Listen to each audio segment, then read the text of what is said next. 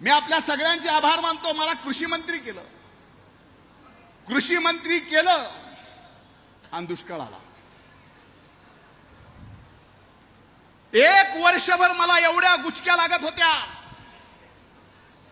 सोयाबीनला भाव नव्हता. तुम्ही सगळे वाचायचे, पण कृषी मंत्री काही तोंडातनं लोकांच्या जात नव्हता. जात होता का तुमच्या तरी?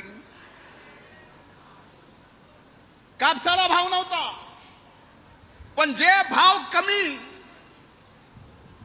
आपल्याला मिळाला त्या भावांतरमध्ये आदरणीय एकनाथरावजी शिंदे साहेबांनी, देवेंद्र भाऊनी आणि दादानी हेक्टरी 5,000 रुपये देण्याचा, सोयाबीन आणि कापसाला कमाल 2 हेक्टर पर्यंत देण्याचा निर्णय घेतला.